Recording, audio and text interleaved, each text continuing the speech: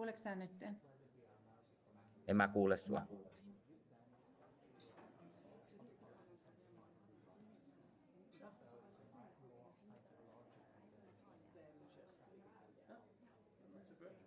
Ska vi bare starte på 10 når vi er klar?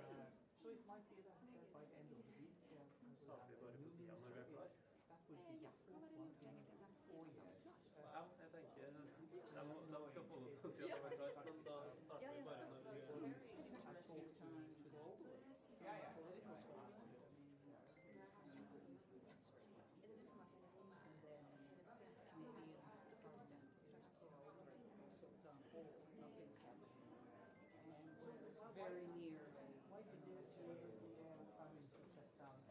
Well, because he wasn't that popular as his popularity had gone down. But he was very popular. Oh, yes. So how unpopular was it? Well, okay. So it was. He should have probably said, you know, 5 or 6 months ago. This is what 9 years. Yeah. So it's time. You know.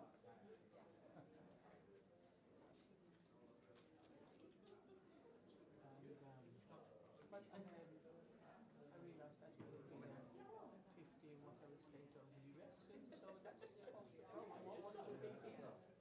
that's why bother? I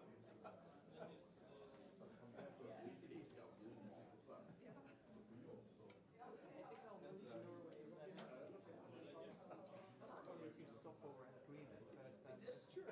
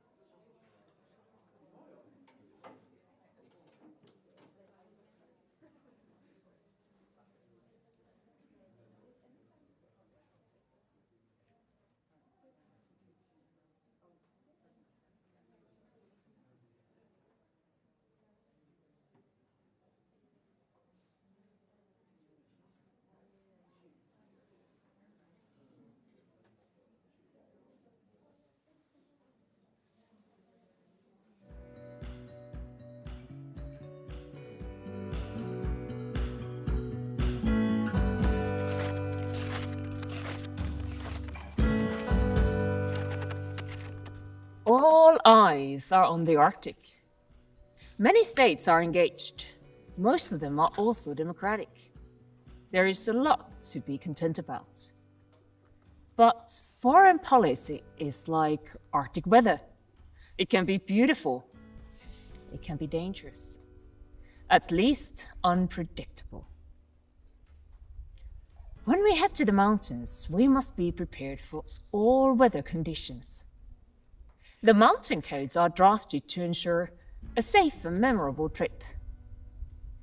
These mountain codes are also relevant for Arctic development. Here are the Arctic Frontier's 7 mountain codes for a sustainable future beyond borders. 1. Development in the Arctic must happen on our terms. 2. Trust science. 3.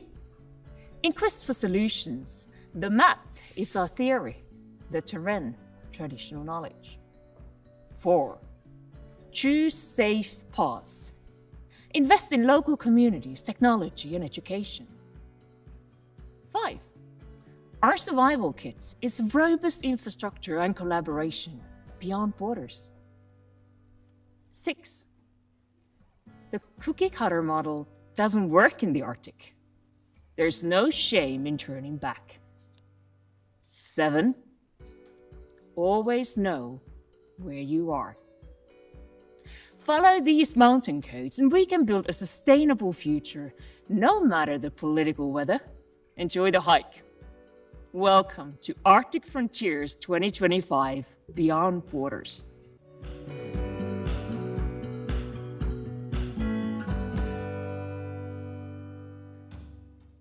Velkommen til Tromsø og Arctic Frontiers, vår båtdel. Vi møtes her for å diskutere muligheter og dilemmaer. Klima og miljø, handel og utdanning, sikkerhet og beredskap er alle områder som er grenseoverskridende. Her i den arktiske hovedstaden så møtes vi for å løse de store utfordringene. Skaff deg nettverk, bruke tida og finn deg en ny venn. Vi er deres venner og ønsker dere velkommen hit.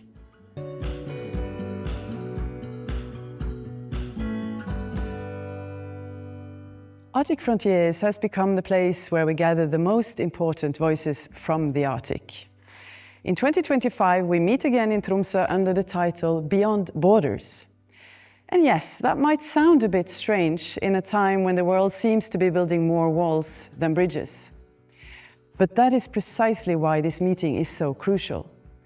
With increasing geopolitical tensions and climate challenges, we really need to talk to each other. We need to share knowledge, listen to one another, and create hope for a better future. Arctic Frontiers was started 18 years ago by some truly visionary researchers and business leaders. They understood that we must bring politicians, researchers, and the business community to the same table. Because good decisions require insight, not just opinions. In the Arctic, we have always known that we depend on each other. Our extreme conditions have taught us that cooperation isn't a choice, but a necessity. We share knowledge, we build friendship across all borders. I often think of John Lennon's song, Imagine, which is about exactly this. Imagining a world where we look beyond what divides us. Let us use Arctic Frontiers 2025 to do more than just dream. Let's take action. I look forward to meeting you. Welcome.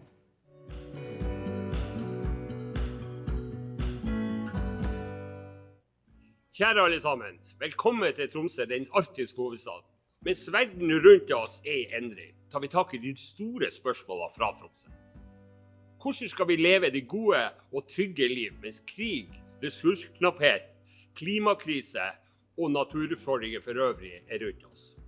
Det svaret må vi finne sammen. Det som virker i Arktis, det virker alle andre plasser i verden. Lykke til med konferansen, og lykke til med alt arbeidet. Takk for meg.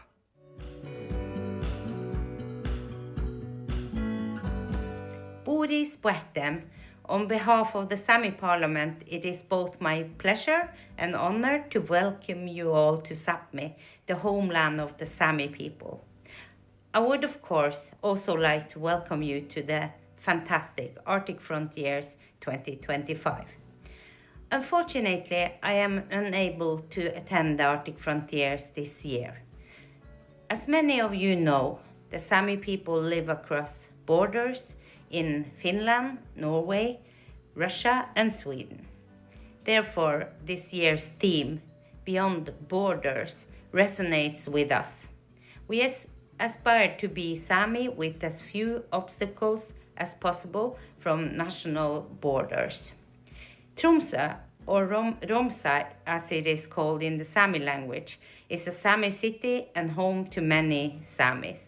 However, in the past, Norwegianization and border closures have significantly impacted the Sami community in Tromsø, restricting their movement and affecting their cultural and economic practices. Therefore, I highly recommend a visit to the Tromsø Museum during your stay. The museum features exhibitions that showcase both the traditional Sami way of life and the modern experiences of being Sami today. With these words, I wish you stimulating discussions and a successful, enriching conference. Enjoy your time in Tromsø. Kiitos.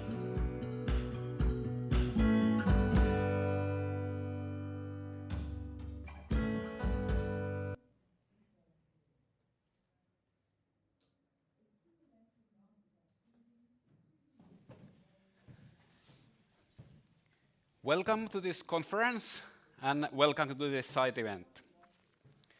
Also, the name of our side event is We Can Work It Out, or Can We Compromise and Cooperation for Sustainable and Resilient Nordic Arctic Communities. We will have 4 presenters, followed by a very interesting panel discussion today.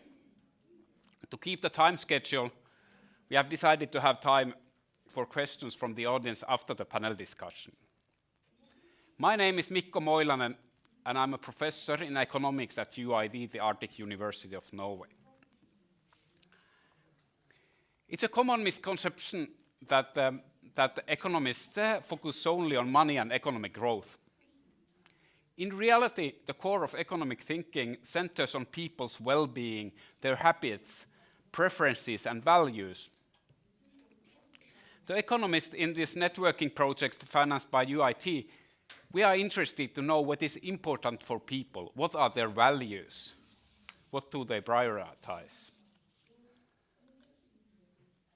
The Nordic Arctic, the northern parts of Finland, Sweden, and Norway, faces the same environmental challenges as other parts of the world. Climate change, environmental degradation, and loss of biodiversity. We also have heightened geopolitical tensions. Russia has never been more threatening to our region than it's today. We also see demographic shifts due to outmigration, brain drain, and aging populations. So it is clear that the local communities in the Nordic Arctic have many challenges. So we could say that there is definitely a great ugly troll, or even 2, under the bridge. The question is, how able are the Nordic Arctic communities, big or small, rural or urban, to cope with these challenges? Or, with other words, how the 3 billy goats gruff could cross the bridge over the river to go up to the hillside to make themselves fat. Community resilience provides a good framework to study these challenges. It emphasizes the ability of communities to cope with, adapt to, and recover from external changes while maintaining their core functions and identity. And community resilience, it can be conceptualized in many ways.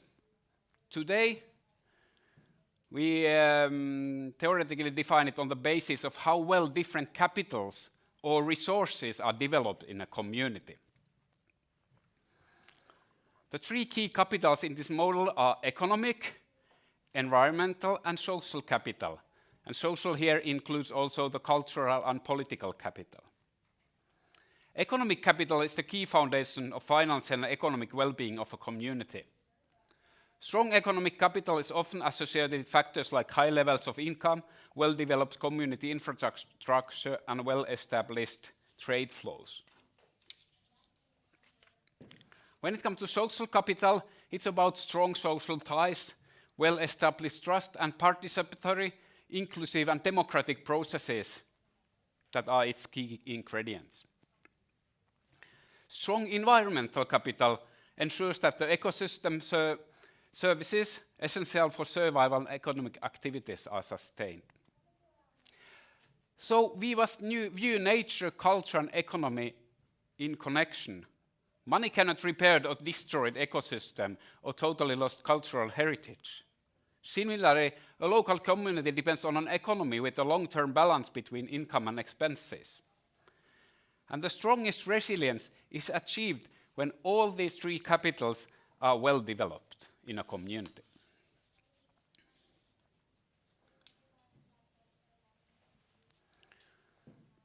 How can a community become more resilient?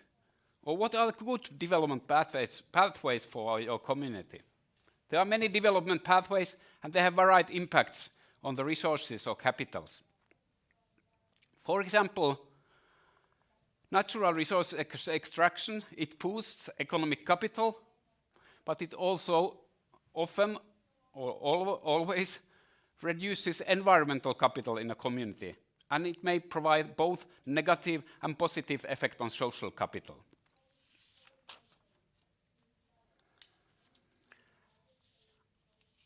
how do we find a common understanding of a good development pathways for a community? We think that we have to ask the local people. What we talk about here is citizens' involvement. It is about active participation of individuals in decision-making processes. To be able to maximize local community resilience, it is a prerequisite that development pathways should respect and reflect the local people's economic, social, and environmental values. This sounds very easy, but we people are different. Communities consist of individuals and groups with diverse values, differing needs and perspectives, leading to differing priorities. Actions that benefit one group may conflict with broader community goals. So we can conclude that people in a community have differing values. In order to find a shared goal, to achieve progress and meaningful development in the community, compromises are therefore necessary. And the goats in the fairy tale, they certainly had differing options on who should cross the bridge first. But as we know, they ultimately found a compromise and devised a clever plan. Trust between people and to institutions has a crucial role as a foundation for building community resilience. Trust encourages people to work together, even when faced with diverse values of conflicting interests.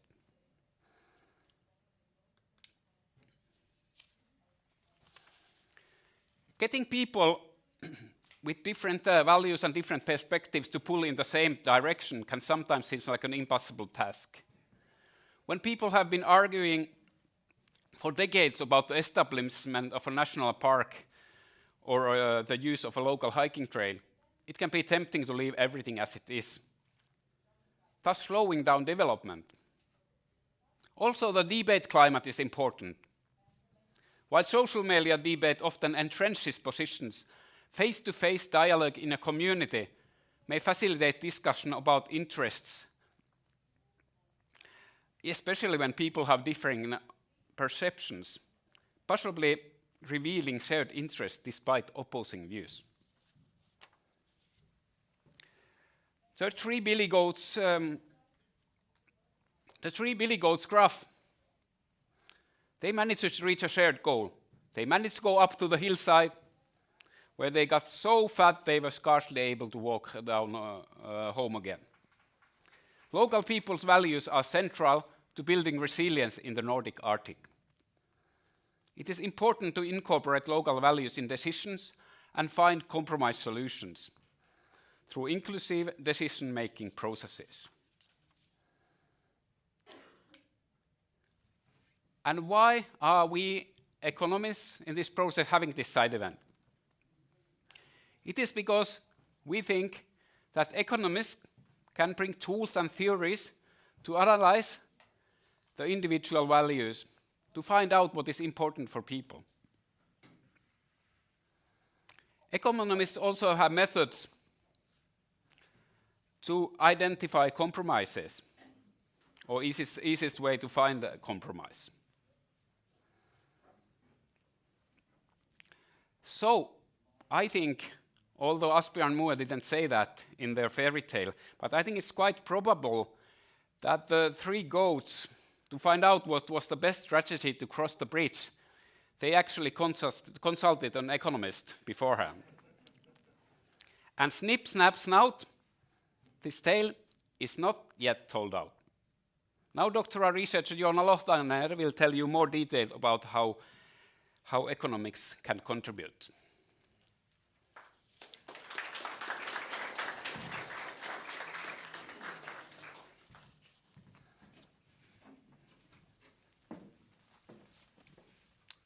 So, hi, my name is Joona Lohtanen and I'm a doctoral researcher in economics in Oulu Business School, and I study economic decision making related to changes. And here I'm going to expand on Mikko's wonderful introduction and talk about how reaching compromises can be hard and why it's important to be able to make these collective choices and how economists can help in this. So first, here in the Arctic, we are faced with shocks and changes all the time. We had the COVID-19 pandemic. We have the Russian invasion in Ukraine, which has also impacts on the Arctic. We have the ongoing climate crisis, and I think that now the uncertainty in the Arctic is just rising due to the global political climate. So for Arctic communities to survive in this turbulent environment, collective action and collective choices are vital. So what are these collective choices then? They are, here I define them as any choices that affect and are made by different groups and individuals, which vary in their preferences, all kinds of preferences. I like this over that. Like I'd like to drive my car to work instead of using the public transport or whatever. And values, which are kind of these preferences which are more deeply rooted in our belief system and are kind of underlying preferences which also affect our behavior. And then biases, which are, economists define biases as any deviations from rational behavior, such as people vary in their levels of resistance to change, for example. So collective choices can be enormously complex and difficult, a lot more difficult than individuals' decisions in some sense, because there are more people and groups involved. But fear not, we economists are well equipped in finding ways to reach a compromise. This is what economists have thought about hard for decades, so we should be able to give some answers to this. So what does this have to do with the Arctic? Here we have two headlines demonstrating kind of the choices that we have to make now related to green transition, for example. It can bring opportunities for the Arctic, like economic development, but it also often has negative impacts for local biodiversity, can have negative impacts on local biodiversity or local communities as well. So we have to kind of find a way to deal with these issues. And then the last headline is to demonstrate also the security climate that also brings new challenges to the Arctic. So here I demonstrate how even simple or trivial looking collective choices can be difficult in some sense. So let's imagine we have, after this side event, we would like to join and go for a lunch. We have these three options for restaurants in Tromsø, and let's have a show of hands. Who would like to go to Fiskekompaniet? And who would like to go to Badus Bistro? And then Full Steam. Okay, I think Full Steam got the least votes, but it's kind of hard to decide between these Fiskekompaniet and Badus Bistro. We could use mechanisms such as the majority vote or something, but this is something that it seems simple, but economists have thought about this for decades, and there are Nobel Prizes in economics given regarding this issue, how to aggregate preferences. So another demonstration of just two people choosing where they are going to eat. Person A, who likes to go to Fiskekompaniet most, Badus Bistro is the second option, and full steam is the third, and person B has the opposite preferences. And we don't know. There's three options and 2 people, but we don't really have a well-defined or well-behaved solution for this. This is even this kind of simple problem. There's no simple answer for this. So in the Arctic, we can think of collective choices from this framework with 3 values: economic value, environmental value, and social value. We can think of many collective choices that we have to make that they affect three kind of pillars. So, and people also differ in their preferences and values. People differ in how much they value economic development or environmental values and social values. And it can also differ from one thing to another, that in some issue you highlight the economic development, and in some other thing you highlight the environmental side of things. And so, for example, the extraction of critical minerals from the ground, it can affect the local economic development, and it can have negative impacts on local environmental values, such as biodiversity, and all kinds of these issues you can think of from this framework. So we can place people on certain issues on this map, I would say. If you are in the middle on some issue, you kind of weight these values equally.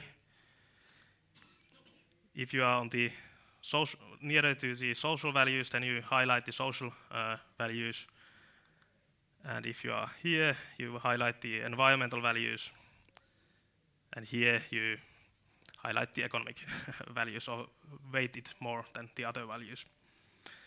But there are also constraints in this problem, that we cannot neglect, for example, the environment totally. We cannot, for a community to be resilient, we cannot neglect the environmental values. And we cannot neglect the economic values. We cannot go with a solution that brings too much poverty or hunger. And we cannot neglect social values leading to, for example, neglecting human rights or something. So this is a constraint optimization, and which economists have thought about a lot. So the large part of economics is classified kind of as neoclassical economics, which deals with questions related to how should we make decisions if we are rational. And then we have behavioral economics, stemming from the work of many psychologists who have gotten Nobel Prizes as well from economics. And they think about how do we actually make decisions? What are the biases involved in making decisions? And related to compromises or collective choices, neoclassical economists think about designing rules, for example, voting rules and mechanisms for reaching compromises. And then behavioral economics gives us answers to what are the biases, deviations from rationality that affect the likelihood or hinder the ability of reaching a compromise. And there's in the intersection we can think about, okay, we know about these biases that hinder us from making collective choices. How can we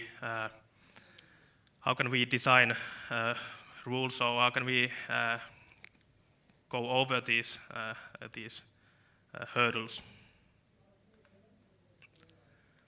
So why are collective decisions difficult?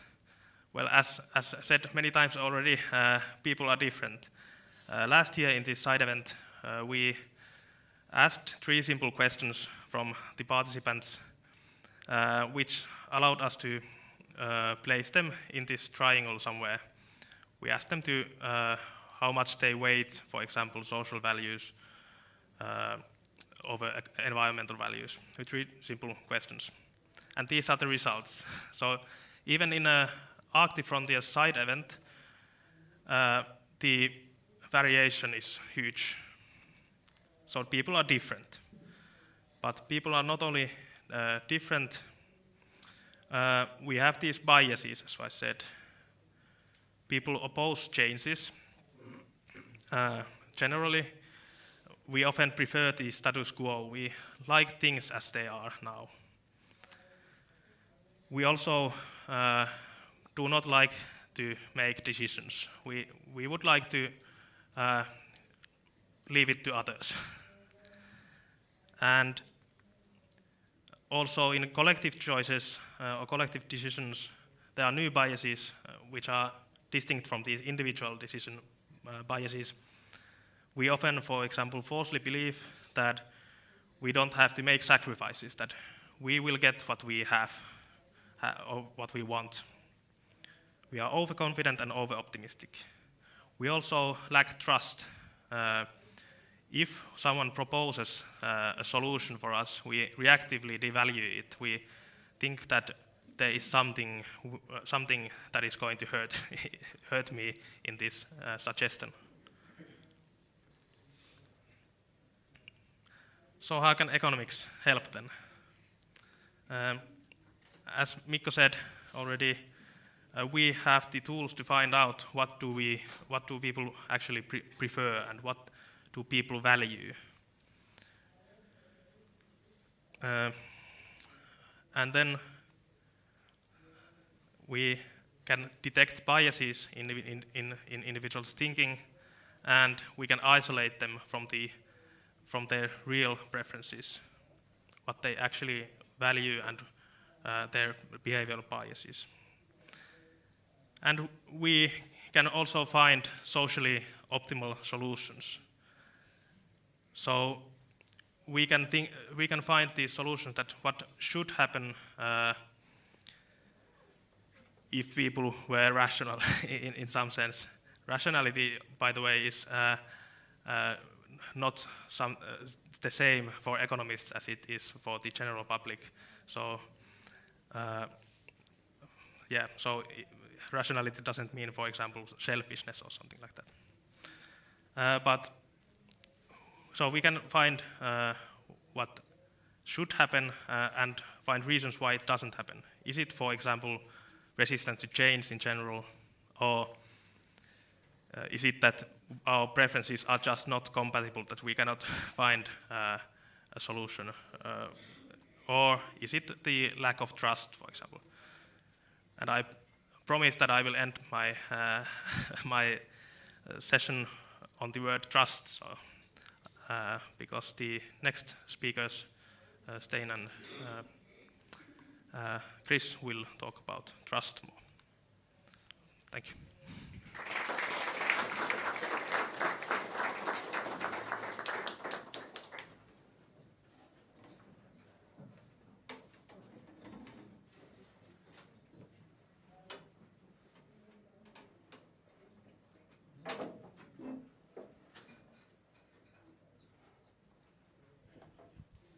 Well, good morning, everybody. So, Chris here is a PhD student at UIT, and myself is a professor at UIT. In economics, we are working in economics, both of us. So we will bring in a bit of dynamics here by swapping the microphone between us, and I think Chris should start, so I don't use all over time. We don't have much, 5 minutes or so. Thank you.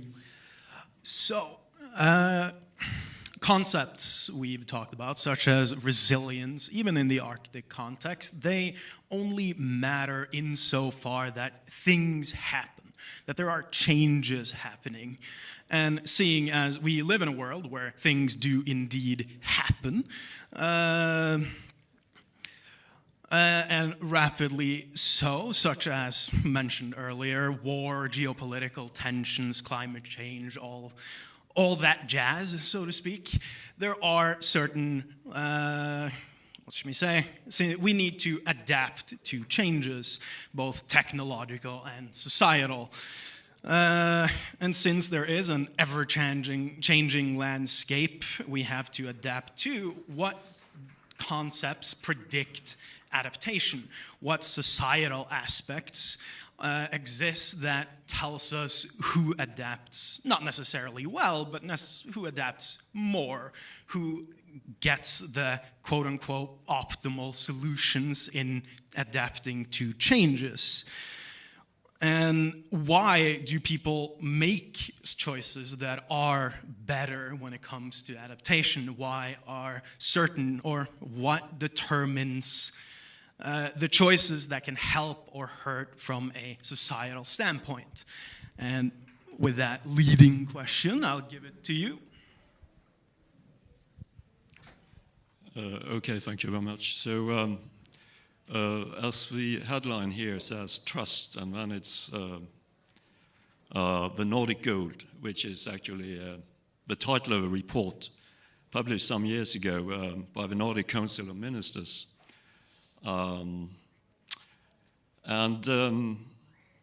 Picking up on that, there could be a question mark to this. And if you look at this picture that we actually took from Jonah, you may see a question mark on the side of this building that seems to be a bit beaten. So is it really the case that trust could be considered the Nordic gold?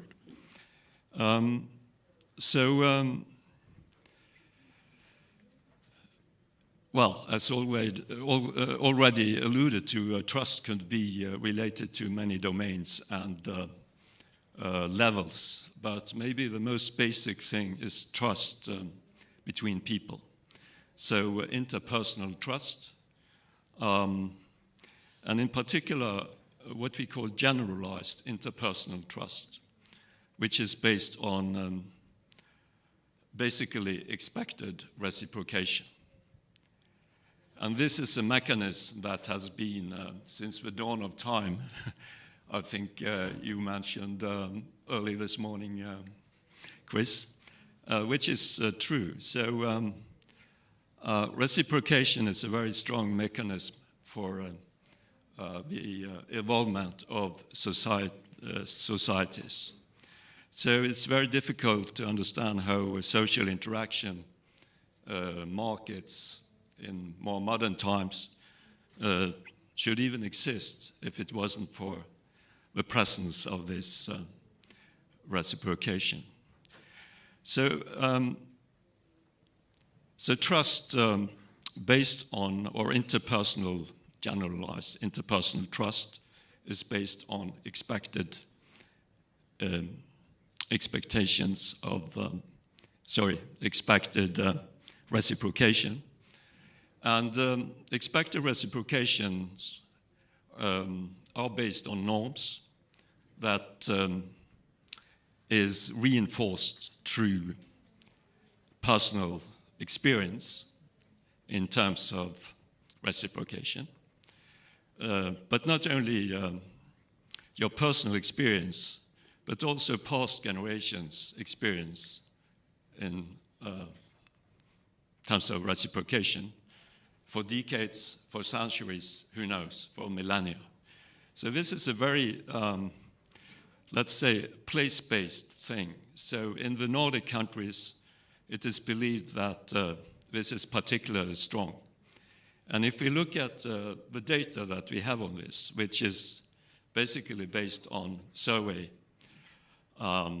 measures, like the World Values Survey or European Values Survey, it's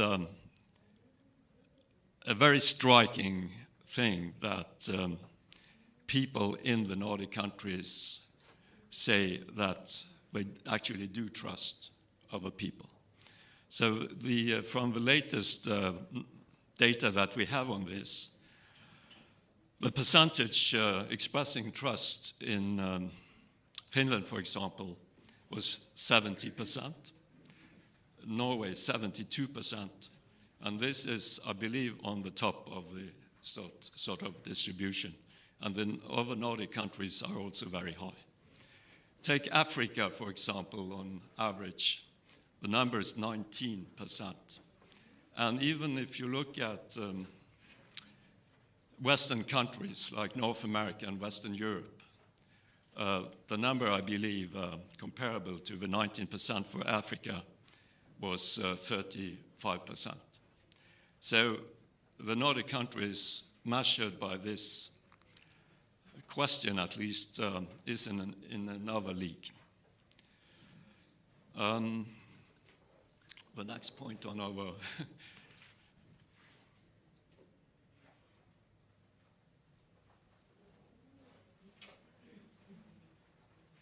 well, I let the word to Chris. Thank you. And we come back to the concept where trust does influence, as kind of obviously alluded to, but as also Jona mentioned, that lack of trust is why compromises may or may not happen. And seeing as the Nordic countries are listed so high in this regard, and there still are struggles with compromise, there are things to be said about how we trust each other, how we experience or how we make the choices we do based on the assumption of reciprocation. And as an end here, I saw, or it has been argued that trust is, in a way, an invisible institution of sort, and it was an argument that it is potentially the most important one, because although it is unseen, we do not have the certified trust building or anything like that, it still determines how we act towards other, what choices we make. It determines a multitude of outcomes by influencing choices, both current and future ones. And our current choices is obviously decided by past choices, which were also made on the basis of trust, on the basis of reciprocation. And on that very jolly note, I think we will pass the presentation to the next person, which is the panel. Yes.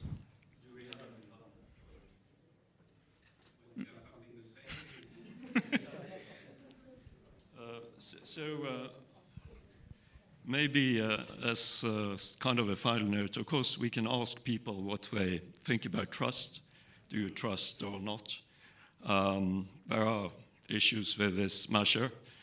But we could also try to figure out what do actually people do in terms that can be interpreted as trust. And there is a long history of research on this within social psychology and economics, at least 50 years or more. There, with lab experiments, typically using undergraduate college students as subjects, playing different social dilemma games, where they can do something that is most beneficial from a societal point of view, and then they can be totally rational in the economic sense, and doing what is selfish. And based on this, you see more similar numbers than the one that we got from the survey. We have done some experiments in a project that is mentioned on this slide, where we had something from France, something from Spain, something from Oulu, and something here from Tromsø. And then we see that actually trust measured by behavior is much more similar than the survey questions suggest. It's also a case that undergraduate college students in our samples actually appear to, when they are asked this survey question, they express much less trust than the representative national samples, which is kind of worrying from the perspective of the future. So there are a lot more to be said to this, but the panelists are more important. So thank you very much.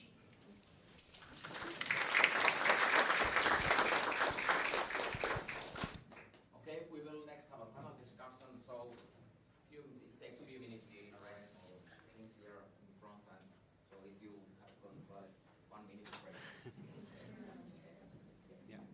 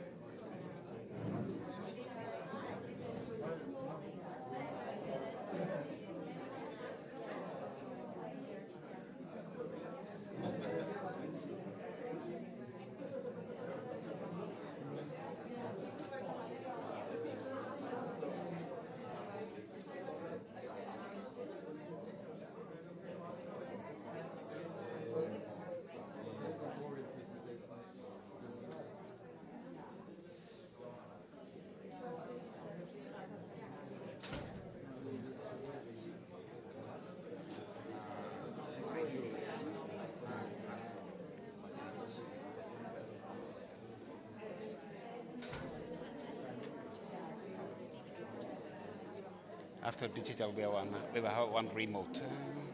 Okay. Can you hear me? Can you hear me? Can you hear me? All right. Okay, after this wonderful presentation, it's time for the panel discussion. So I'm Jaakko Simonen. I'm Stein's and Mikko's colleague from our Oulu Business School, University of Oulu. My own speciality is regional at the various levels of actors and labor mobility. So we have reserved about 40-45 minutes for this panel discussion. So hopefully we have approximately 10 minutes for your questions after this panel discussion. So next I would like to introduce our distinguished panelists. First, thank you that you accepted our invitation to participate in this panel discussion. And in today's panel we have Arja Rautio. Arja is a professor of Arctic research from the University of Oulu. So Arja is participating remotely in this discussion. So Arja, can you hear and see us? Yes, I can hear you and see you. Good morning. Oh, great. So Arja has worked a long time on issues related to Arctic health and well-being. Her main research interests are on One Health and climate change, indigenous health and well-being, and research ethics. She has been and still is a principal investigator in several EU-funded Arctic research projects and also acts as a national key expert in human health groups of Arctic Monitoring and Assessment Programme and the member of the Sustainable Development Working Group of the Arctic Council. She's also a board member of the International Union of Circumpolar Health and chair of the National Survey of Children's Health, and the board member of the Arctic Society of Finland. So, warmly welcome, Maria. And then we have Per-Olof Nutti, President of Sami Council. As a President of Sami Council, he is guiding the organization in its mission and advance Sami rights and protect Sami culture and livelihood across Sapmi. He has been working in 2 terms from 2013 to 2021 in the Sami Parliament of Sweden, and the second term he was worked as a chair of the board, and he has been an active member of Sami Council from 2012. Welcome, Per-Olof. Third panelist is Patti Brons. Patti is the Secretary General of the Arctic Mayors Forum. She has more than 20 years of experience in the Arctic governance and issues. Previously, she has been working as a senior policy advisor in the Canadian International Arctic Centre and the executive secretary of 2 Arctic Council working groups. Welcome, Patti. And a fourth panelist is Jonas Stein. Jonas is working as an associate professor of political science at the Arctic University of Norway here in Tromsø. He works mainly on issues related to Norwegian and European politics. He has published several articles on the topics such as political behavior and political trust, and during his career he has also worked as a visiting researcher in Paris and Melbourne. So, as we heard, we have an excellent presentation of people from different areas of Arctic research and other organizations. So, warmly welcome all. So, first topic which we would like to hear your opinions is resilience, especially individual level resilience and people's well-being. So, as Mikko mentioned, we economists, we are not only interested in money and economic growth, we are highly interested in people's well-being, habits, preferences, and values. These things which affect how we live and what we value in our environment, as Joona also mentioned. We are interested in what are our preferences, what things we value, how changes in our environment affect our behavior, and are we able to adapt these changes, and why we oppose, for instance, changes. So I would like to ask Arja the first question. As we heard, community resilience is significantly based on the resilience of people, their capability to adapt to the changed circumstances. What is your opinion, or what research tells us? How have changes in the living environment, for instance, because of the climate change in the Arctic regions, have affected people's and communities' health and well-being? What do you would say for this? So thank you very much, and good morning, everyone. And I'm so sorry that I cannot be there now, and it was excellent to be in this panel by this online. So I tried to be very short, and I hope that we can discuss more about this this topic later on. So, according to the results of our research, for example, from the European Union-funded project Nunatoruk, the health of environment where people are living, it has huge impact to the health of the wildlife and also the human health, and of course the community health. And I think that the connection of people to the nature and the living environment in such is also connection to the traditions, it's also connection to the history, it's also connection to the language and also to their knowledge. And that's why I talk so much about this environment topic. And that's why the causes of the climate change, for example, seen as a permafrost thaw, landscape changes, infrastructure failure, so that roads and houses are damaged, disappearance and newcomers of animals and plant species cause challenges to the communities, especially in water and food security in many Arctic regions. And the communities and people, they are adapting all the time. So that what is coming in this day, people are thinking that what to do, what are the circumstances they can leave, and what are the things they pick up the first. And together with Ulla Timlin, we have been researching for example, the mental health issues and the quality of life and the happiness and satisfaction of the life in the Nunatar project. And it came out that the majority of the participants informed that they had a very good well-being, quality of life and satisfaction with life in the study sites in Greenland, in Ilulissat and Svalbard, in Longyearbyen and northern Canada, in Inuvik and Tuktoyaktuk, which are the very northernmost places there.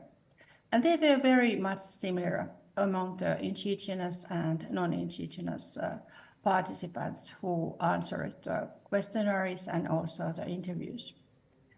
And according to our results, permafrost thaw itself is not a clear direct risk for mental health or is self-estimated health. However, they are these more, I think that a little bit more important indirect risk for human health and well-being and community health, which they need to take into account. And they include the challenges related to infrastructure, traditional lifeways, extreme weather conditions and nature changes, and economic challenges. I can say that the economic challenges, they are huge risk for human health and well-being in also the Arctic communities. Of course, it depending the place and the region where the people are living. But in these three case areas, which we were studying the last 6 years. And I think that it was very much a very good saying already that it's needed to include citizens into the processes when we are studying the health and well-being, also the communities in a participatory way and having the very good partnership. I think that this is shortly what I would answer this question. Thank you, Arja, very much. Very good points. So would you other panelists like to add something? Or comment for Arja's? So, Jonas. Yeah, thank you. Sorry, is it on? Yeah, it's on. Yeah, thank you very much for a good question, and thank you for good comments by Arja. I would also like to expand a little bit, because I think it's a very important issue with the health and with the, because at the individual level, that's kind of the most important thing for your life. If you have good health, you don't really think much about it, but if you don't have it, it's kind of, it becomes everything for you. So having good health, good welfare is quite essential. And what we do find in our research is that it's also having good public services in health services is strongly related to higher levels of trust. So it's not only important in itself. And I think that's like, I know it's different in Canada and the US, but in the Scandinavian country, the expansion of the welfare state is quite essential for understanding development in the Arctic region, because you have linked individual health rights, individual rights to your social contract with the state and with the government, so that you actually know that even though if you're remotely placed in Finnmark or in northern Sweden, you do have your hospitals, you do have your right for your welfare service, you do have schools, you have kindergartens. So it's quite essential for our way of life up there. Thank you. Thank you, Jonas. Any other comments? So I would have comments for all of you. How could society improve this, the adaptation process? We have been talking that people are continuously, Ari mentioned that people are continuously adapting to the changing circumstances. You mentioned this welfare state services in a way. Is there other ways how the society could support the adaptation process? Anything else? Will you, Arja, add something? Yes, go ahead.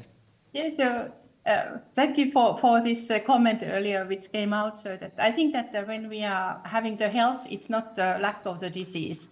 So that in many cases there are a lot of diseases, and also I think that the access to the health services is really important issue for the community health. But thinking about the personal self-estimated health, you can have some of the diagnosis and other things, but you are feeling healthy when you have these other things. They are in a good way, and in many cases the connection to the cultural and traditional issues, they are important, and to the nature and environment. Okay, thank you, Arja. So, would you like that? Thanks for that. I would just like to add that what we're hearing on the ground from mayors and local community leaders is that the number one thing that is important to them is the mental health and well-being of their citizens. In late 2023, AMF had a meeting about what we should concentrate on as a strategic objective for the end of the Norwegian chairship and the incoming chairship of Greenland starting this May. And I thought it was going to be a very long and protracted discussion about housing and snow removal. And within 10 minutes, everybody clearly came to mental health and well-being. So I think this comes back to a lot of the themes that have already been raised this morning about trust and about connections to the locality, the connection to Indigenous knowledge. And I would also just like to raise already here the importance of young people in our communities and making sure that they have safe spaces to address the concerns that climate changes are bringing to them every day. And I believe that the governance structures locally, regionally, nationally, and internationally, that we need to really, really work together and cooperate to make sure that there are safe spaces for young people and sort of all the demographics in our societies, no matter how small that community is. We see here in Tromsø, there is a house called Tvibet, which is a great place for our young people to go and access some health services and have access to culture and each other. But in much smaller communities in northern Norway, Sweden, Finland, let alone in northern Canada and Alaska, there's a lot less of those spaces and places, and this then comes back to funding. So I'll just keep repeating those themes for the rest of the time. Thank you. Absolutely. So, please, Mikko, let's go to the next topic. Yes. Briefly, I want to say something about Sami health. In the indigenous people's perspective, Sami perspective. You know, the instruction who has made in the Sápmi by the companies, I talk about mining, wind power, make the Sami youth very briefly. I knew Kiruna municipality is one example for how the mining and windcraft parks make that the reindeer herders youth have no chance to build up the reindeer herd. So many of them suicide. I had 2 examples in Sweden in a near time. 2 of them have taken their life because it's so heavy and it's so they don't see enough help from the community, the states. So this is a huge problem in the Sápmi right now, and for the youth. Yes. Thank you. Very good point. So I will follow up. We have talked about that people's preferences, local people's preferences and values, they vary a lot, even in rather small communities. Per-Olof, from your point of view, how do individuals in local communities in the Nordic Arctics, what is your opinion? How do they prioritize environmental, economic, and social issues, and what are the important issues to emphasize from your point of view? Kiitos. Thank you for your presentation and the question also. So I will say it's very complex discussion this, so I keep it very simple. I have prepared for this. So if I take more time than 4 minutes, so you can stop me. I will try to, firstly my response come entirely from the Sami people perspective and indigenous peoples. To convey this, I need to establish the framework for the perspective I come from.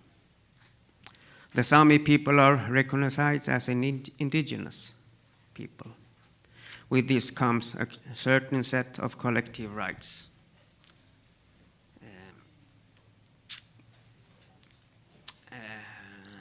If questioned, there is a right of self-determination, and then we talk about free, prior, and informed consent, even called FPIC, and it's a right to the culture. The recognition of this needs to be established and commonly understood in the Arctic societies at large by municipal and regional authorities and citizens before compromise can even be discussed. We feel that the lack understanding of what it means to be a people and indigenous people is in itself an obstacle for having a meaningful discussion of values and valuation. The recognition of this foundational framework is not negotiable. When it comes to values, this is something that the Sami Council is working on, describing from Sami perspective. In a paper we have prepared, building on conversation with elders, on how to describe Sami values in the ecosystem and environmental. The Sami elders raised many important values that are linked to the relationship the Sami have with their respective ecosystems. The relationships in itself is a key value, which binds a person to the environment, its history, its heritage. The relationship is reciprocal. People benefit from the gifts of nature, which brings a responsibility to maintain a balance within the ecosystem and to safeguard the healthy environment as a foundation of all life. In the Sami cosmology, human is seen as part of nature, not above other forms of life. The role of human is to maintain harmony within the ecosystem, not to try to dominate the nature. Traditional Sami livelihood and practices are key for the maintaining relationships within the ecosystem and acquiring knowledge of it. Human action must not endanger the continuity of the species and shall not cause unnecessary harm to the individual being who give their lives. I believe this is the key to long-term resilience. When it comes to the question, if people are ready to make compromises between the ecological, economical, and social points of views, I will say everything is interlinked. Everything is interlinked. Compromising the one will have impacts on the other in the long-term perspective at one side, and the other side, someone's decision to compromise nature for economic benefit would have served impacts on the foundation of life and culture for the others. I have an example here. Swedish authorities permitting mining for economic benefit, impacting the cultural foundation for Sami reindeer husbandry in the surrounding area. Again, to even discuss compromises, we need to understand, we need to respect the frameworks we are operating within. Thank you. Thank you very much. Thank you. Would you like to comment, Jonas or Patty or Arja? Would like to comment what just Perulov mentioned? Arja is... So thank you very much for this your speech and also the thinking that everything is starting from the nature and environment. And I have been talking with people in Greenland, and they are also thinking that all the health which is coming to the humans, it's coming from the nature and environment. And that's why it should be also keep in mind how to keep that thing in all these decisions and also the strategies of the future.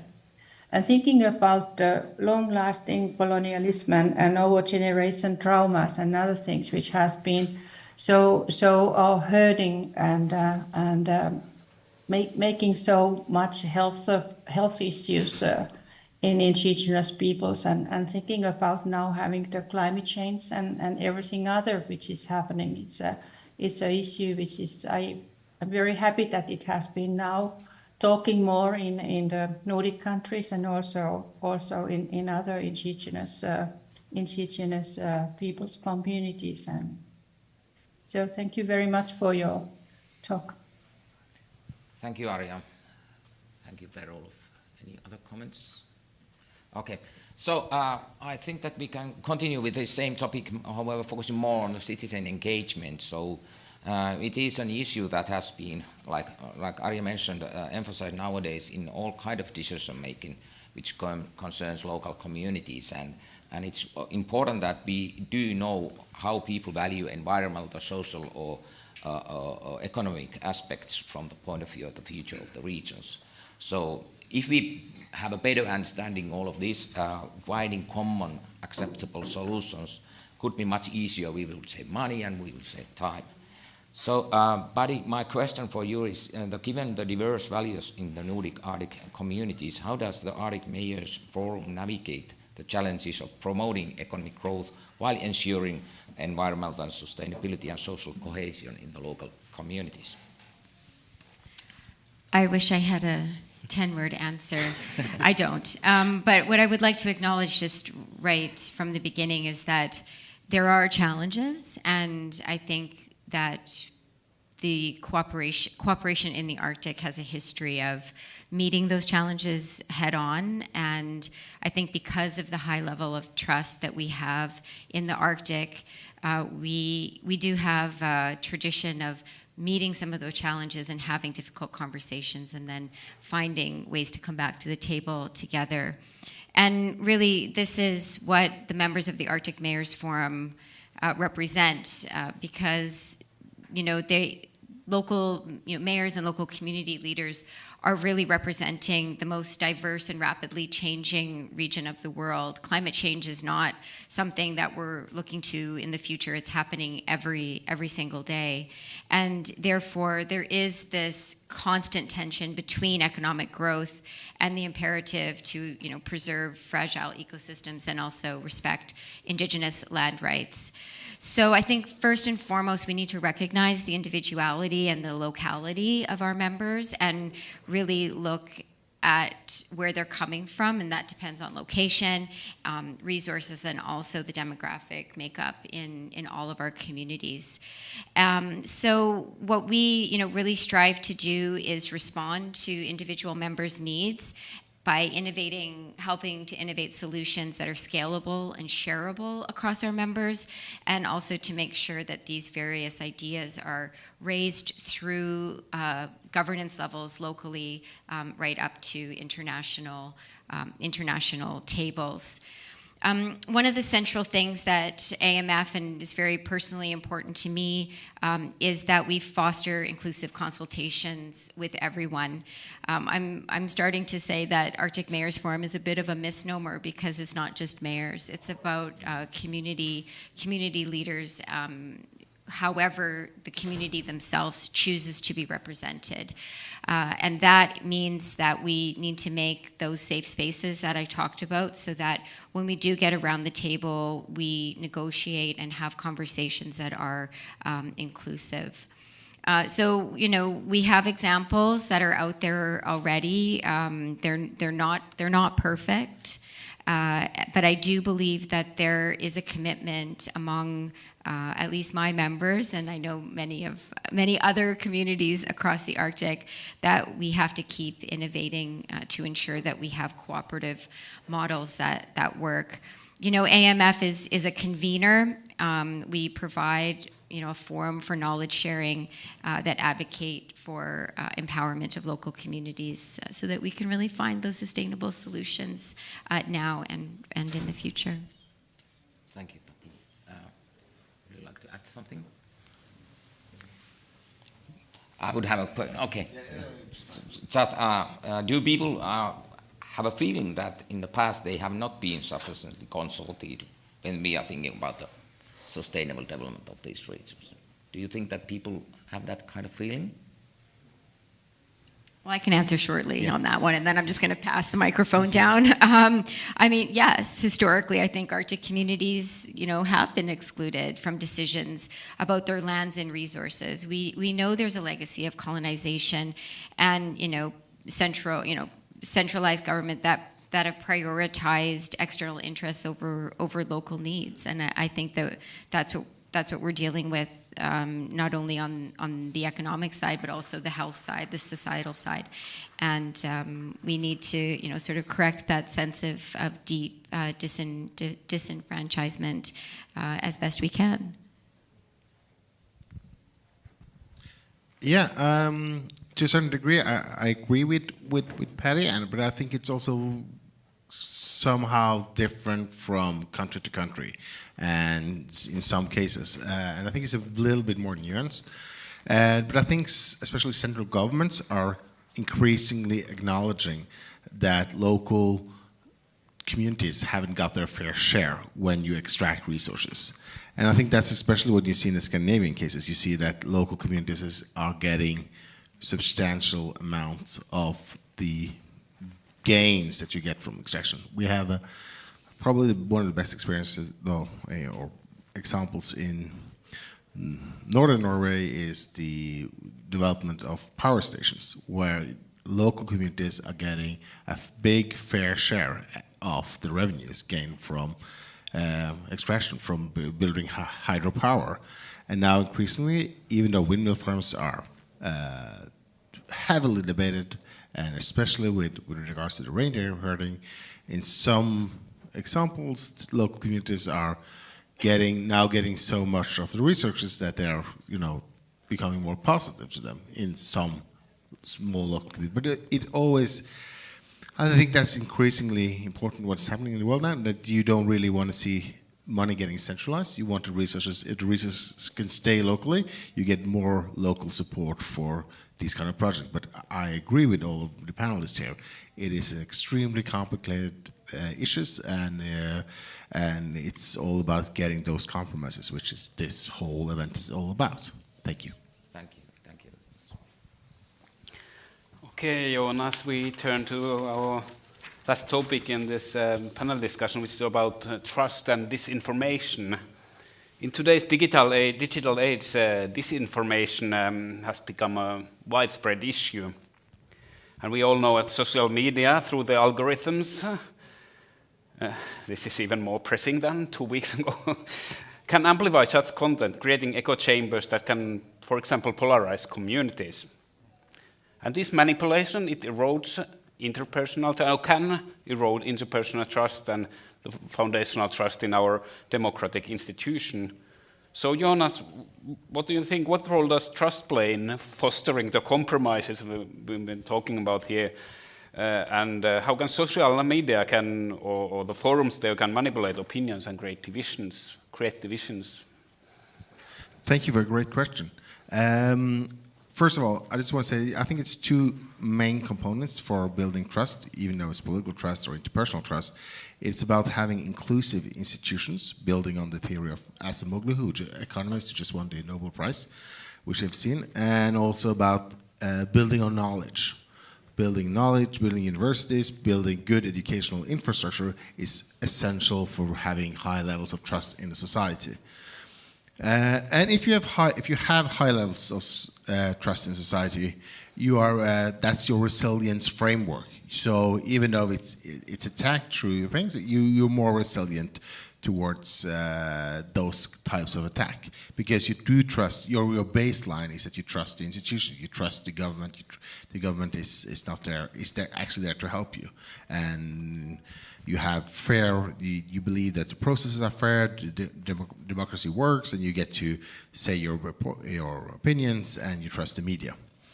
What's happening now, as you said, is you have a society where I think especially younger people are reading less and less newspapers. They're less engaged in traditional media and more into these kind of algorithms, as you say, if it's TikTok, if it's X, formerly known as Twitter, etc., etc. And you're building these types of echo chambers. What's also important to bear in mind is that trust is something that you kind of, it's a cohort effect. So you're not born with high levels of trust. It's something that you gain throughout your life and throughout your experiences. So as young people, you're more prone to these types of attacks. And we also know that there are people and there are governments who have who want to build on polarization, who want to see cleavages within society and do use social media to attack those types of things. And I think it's a very important challenge, not only in the Arctic. I think it's globally, it's a major challenge. But in the Arctic, it could be even more because there are less people. So you get more, if you manage to turn people around, the effects could be larger. And all these kind of things that we talk about today is about finding compromises. But if you need to find compromises, there's a potential cleavage as well. So you can use that. So you have to be very aware of people using those types of cleavages to foster further polarization. And what's new now, I'm not going to spend too much time talking about it, but you have the president of the most important country is himself playing on these types of polarization with regards to Greenland. So he's using the cleavage between Denmark and Greenland and the indigenous people of Greenland to enlarge this polarization and build on cleavages, which could definitely challenge the peace in Arctic and the need for compromises. Thanks. So would you other panelists like to comment this? I had the great pleasure of participating in the Arctic Youth Conference this weekend, and that it was very clear from the invitation for that conference that it was not meant for my demographic, but I managed to sneak in anyway. And in listening to young people all weekend, it was very, very enlightening. But one of the things that came out in a few panel discussions was the need in the Arctic to engage young people earlier. A lot of the programs and projects that we have are sort of that 18 to 35 cohort. There's reasons for that. It's difficult to bring people under the age of 18, for example, on international trips. But I've been thinking a little bit more about this because it is that sort of 12 to 18 that I think is really, really important in the Arctic, because many of our young people, by the time they're 16, 17, 18, they need to leave their communities in order to go and gain job opportunities or educational opportunities, and maybe they are then more entrenched in their echo chamber and their algorithms. So, perhaps one of the things that we need to challenge ourselves on is engaging younger people in that middle school age about Arctic dynamics, Arctic politics, Arctic issues, and bringing them to the table and seeing what they think and allowing for them to feel more empowered and inclusive in the decision making. Thank you, Patti. Okay, we are just in time, so we have 10 minutes for questions. So, Arja, would you like to comment? Yeah, it was great talk or words about the trust, but I think that you haven't or everyone need to know that you need to earn the trust every day. So that is the process when it's going so quickly, the society is changing, there's happening a lot of different things, and that's why the position of the trust may be changed. So that I think that that is the most important issue to keep. Otherwise, all these fragments, they go to different directions. Thank you, Aro. Very good, very important point. So we have a questions from the audience. So please tell your name and organization and then your question. Where was the question? Hi, Vito Vitale from the Institute of Polar Science of Italy. Okay, I have a question for you because you told about a very fantastic triangle, societal, economic, and environmental. But then apparently the way to make decision and make choice, make this area very separate each to the other. For example, economy normally have a system and decide economic value or relevance or influence, leaving to other table and body the way to make a decision about the social influence, you know, where is. So it seems that the scheme is more a theory more than the practice. How we can, the message is clear. We need to give a big relevance to one of the three. It's not only a two-dimension table, it's a much more complex framework in which to move and how to manage this, because this is the difficulty. All work in the corner and give to other the decision where to reach the compromise. And this is very difficult, very challenging at that. Yes, thank you. Okay, Jonas, you can comment. Yeah, thank you for a great question. I think that's, as a political scientist, that's what I'm dealing with. How to actually, because you have these kind of different inputs and you have to find arenas for compromise. That's what we do in democracies, that we do in multi-level government, that you could be able to elect your mayors, you elect your regional council, you elect your parliament, and these things often, and in the US you would elect your borough or your state departments. You do have channels where people can express where do you want to put your emphasis. So if you do want to put more emphasis on the environmental issue, you can invite for pro-environmental parties. If you want to put more emphasis on social issues, you could put on parties that are more into social issues. If you have, especially in a multi-party system, these kind of things work. But what is a good question is that what happens beyond that? What happens in an international stage?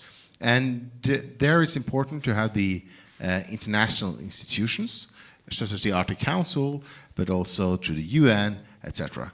And these are things that are under threat right now because of the war in Ukraine, the Russian attack there, and also what is happening now in the US. And I think that's what I think would be the most important thing for the Arctic. What has served Arctic so well is that you have had international institutions where you actually do have cooperation between countries and you manage to solve these types of issues peacefully and not through weapons and through disinformation. Thank you. Thank you very much. Any other questions? Okay, there.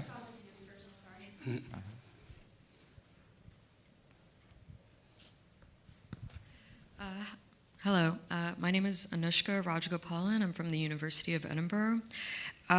So I just had this is kind of an all-encompassing question just from everything that I've heard for this talk. So there's been a lot of discussions on trust and the need for that in shaping communities, whether locally and globally.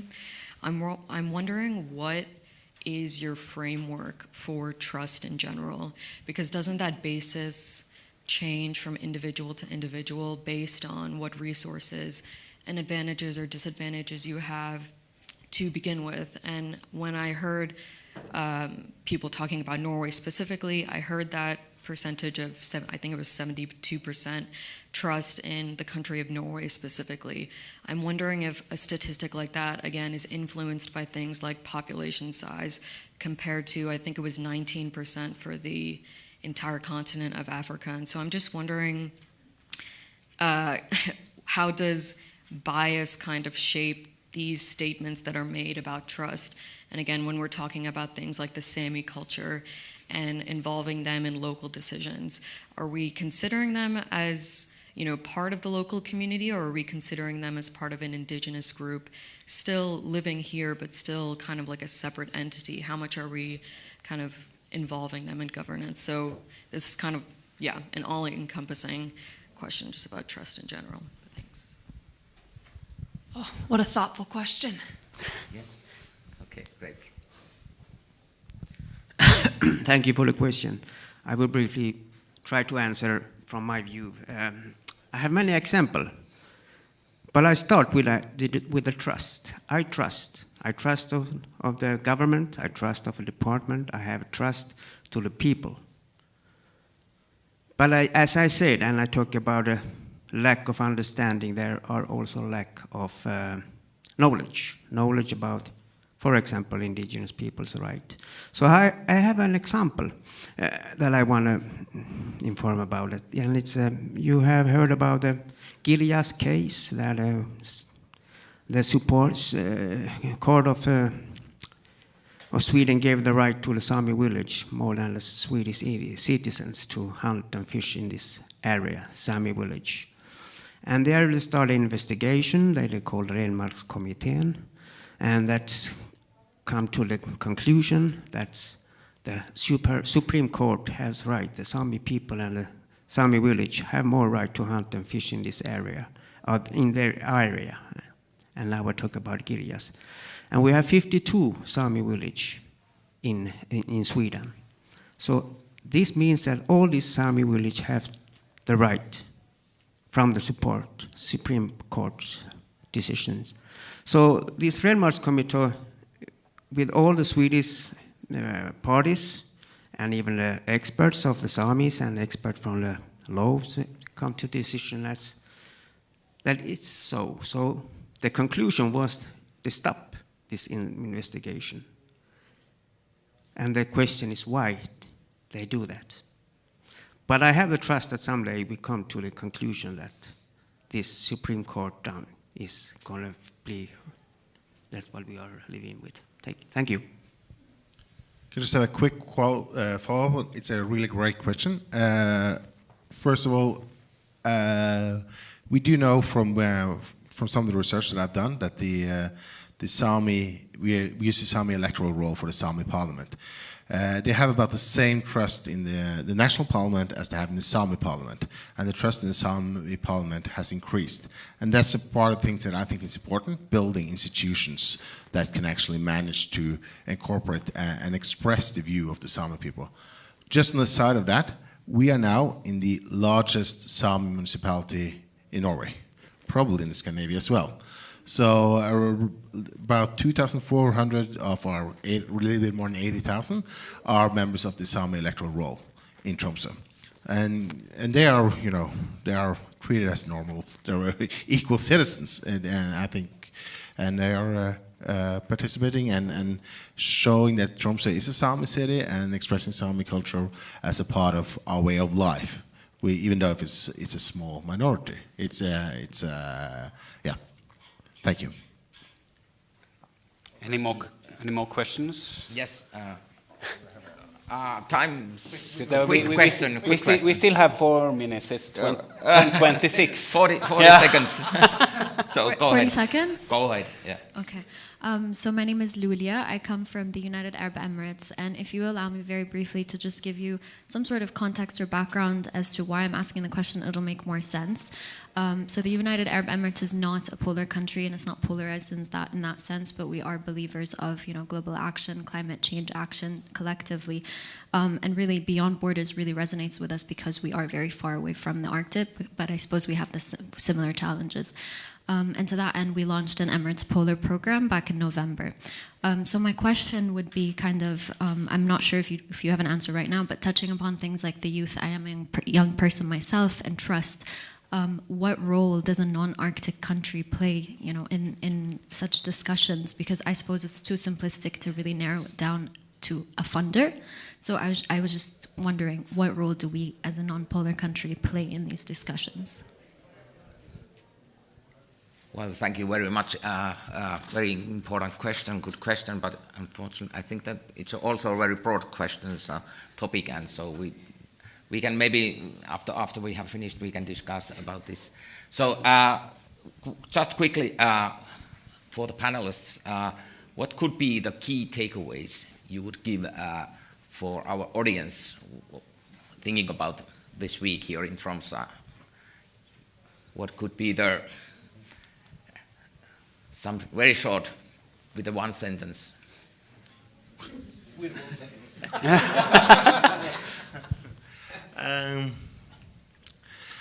I think that a good compromise is that when everybody is a little bit unhappy.